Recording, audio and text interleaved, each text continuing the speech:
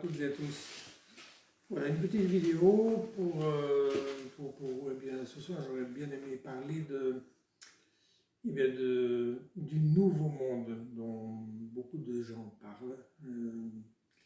Et comme tout est dit, tout est son contraire là-dessus.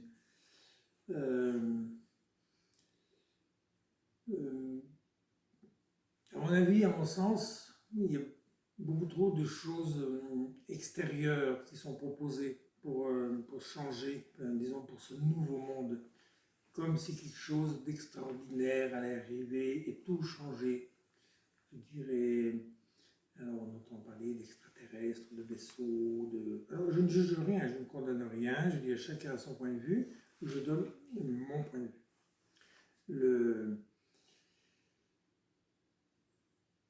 Ce monde actuel, enfin disons, la grosse erreur, je pense, c'est de rêver, quelque part, à mon sens, c'est de rêver, ou de vouloir changer le monde actuel.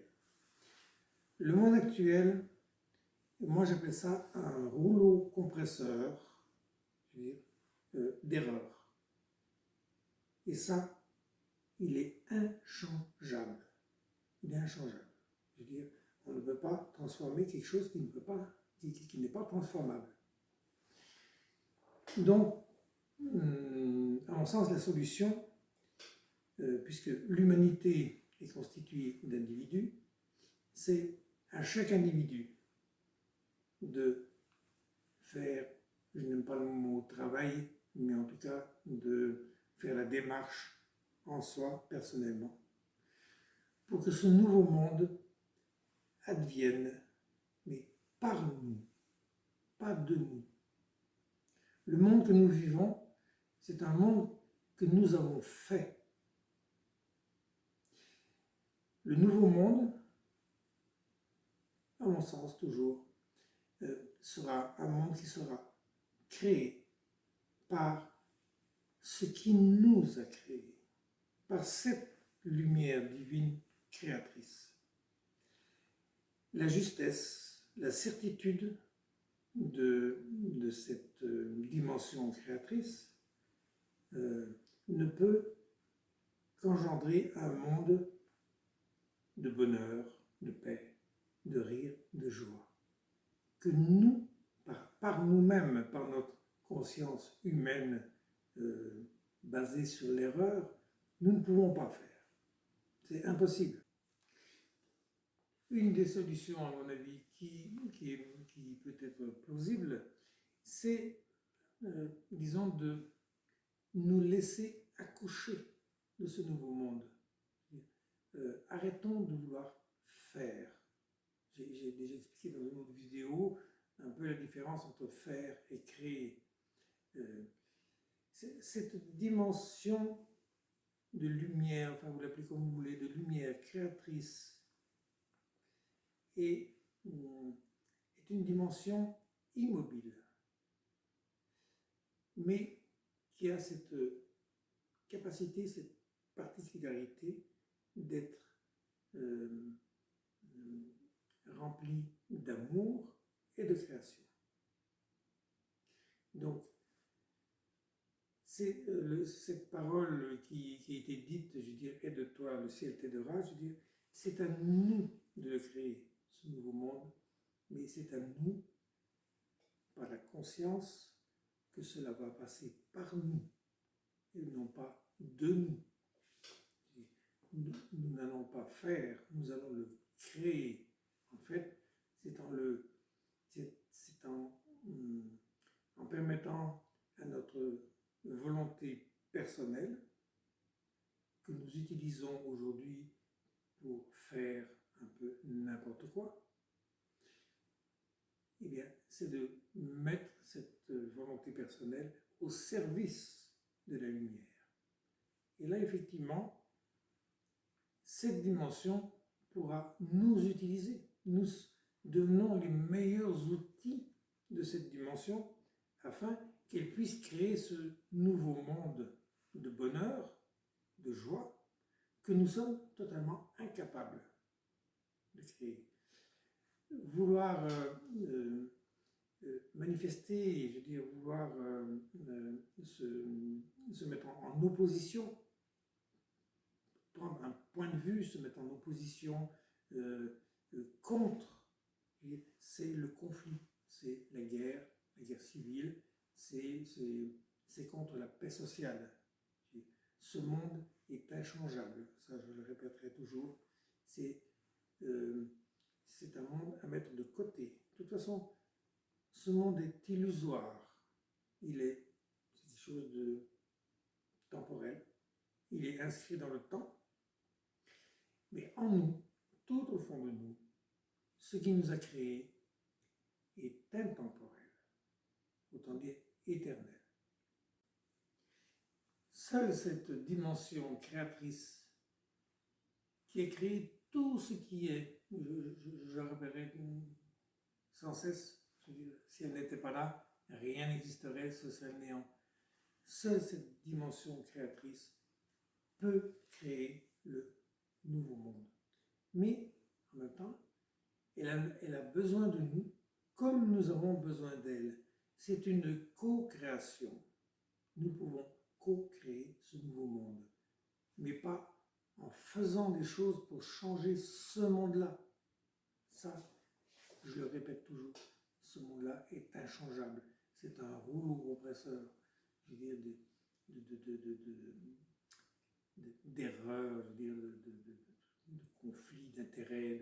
C'est inchangeable. De toute façon, c'est même pas la peine d'essayer, même avec le temps, on n'y arrivera jamais. Et en plus, je pense qu'il y a comme une forme d'urgence.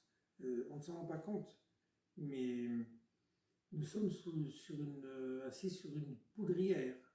Donc il est temps que chacun se mette dans la démarche, à son niveau, avec la conscience qu'il peut avoir, mais qu'il demande toujours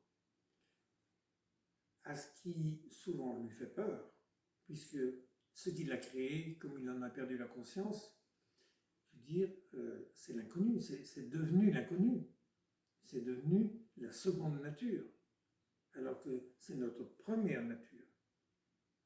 C'est que, nous sommes devenus, avec notre conscience humaine, des humains qui faisons n'importe quoi, qui créons n'importe comment, et puis qui, par moments, quand on ne se sent pas très bien, eh bien, on va faire quelques expériences spirituelles. Voilà. Alors que c'est totalement le contraire.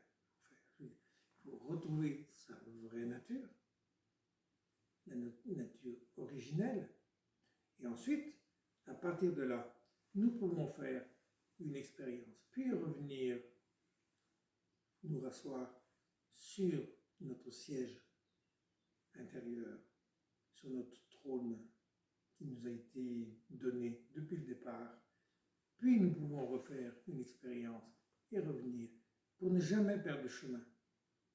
L'erreur de l'humanité, ça a été de faire une expérience, de s'y perdre et de refaire une expérience. Voilà, il s'est perdu d'expérience en expérience. L'expérience doit rester à l'état d'expérience.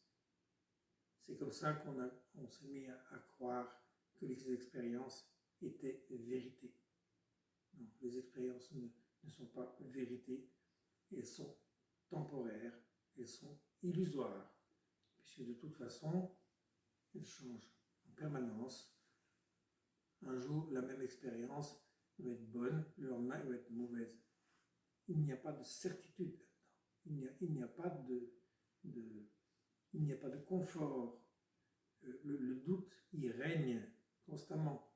On a toujours les antennes sorties pour savoir est-ce que ça va vraiment marcher, est-ce que ça va vraiment me remplir à vie éternellement. Non, ce qui peut nous remplir à vie éternellement, c'est cette conscience divine. Mais cette conscience divine, je veux dire, elle n'a aucune intention.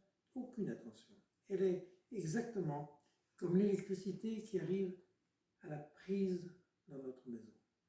Nous pouvons y brancher ce que l'on veut, la même électricité, qui a la même propriété, peut faire fonctionner aussi bien une couveuse pour sauver un nourrisson ou une chaise électrique.